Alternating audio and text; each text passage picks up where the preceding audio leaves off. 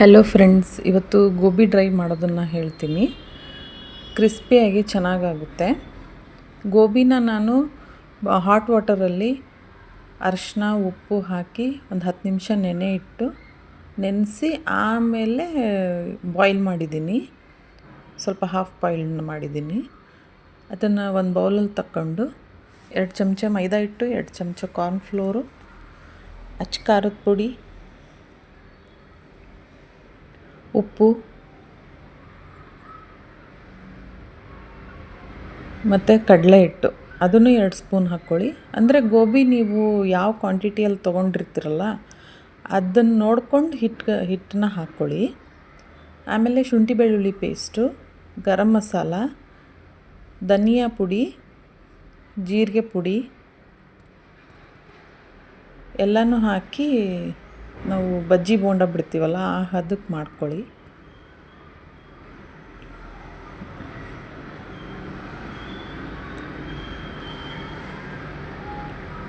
ಸ್ವಲ್ಪ ನೀರು ನೋಡಿ ಹಾಕ್ಕೊಳ್ಳಿ. ಎಷ್ಟು ಬೇಕಾಗುತ್ತೋ ಅಷ್ಟು ನೀರು ಹಾಕ್ಕೊಂಡು ಕಲಿಸ್ಕೊಳ್ಳಿ. ಚೆನ್ನಾಗಾಗುತ್ತೆ. ಸಾಯಂಕಾಲ ಟೀ ಟೈಮ್ಗೆ ಅದಕ್ಕೆ ಆರಾಮಾಗಿ ಮಾಡ್ಕೋಬೋದು. ಒಂದು ಬಾಣಲಿಯಲ್ಲಿ ಎಣ್ಣೆ ಬಿಸಿ ಆದಮೇಲೆ ಇದನ್ನು ಒಂದೊಂದಾಗಿ ಬಿಟ್ಟು ಸ್ವಲ್ಪ ಗೋಲ್ಡನ್ ಕಲರ್ ಬರೋವರೆಗೂ ಕರೀರಿ.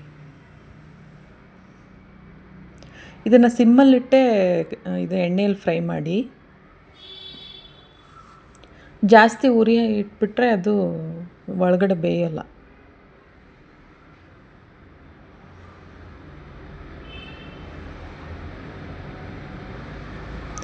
ಚೆನ್ನಾಗಾಗುತ್ತೆ ನೋಡಿ.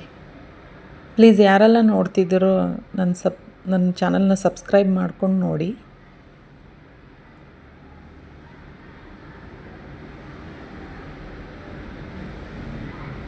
ಈ ಥರ ಗೋಲ್ಡನ್ ಕಲರ್ ಬರೋವರೆಗೂ ಫ್ರೈ ಮಾಡಿ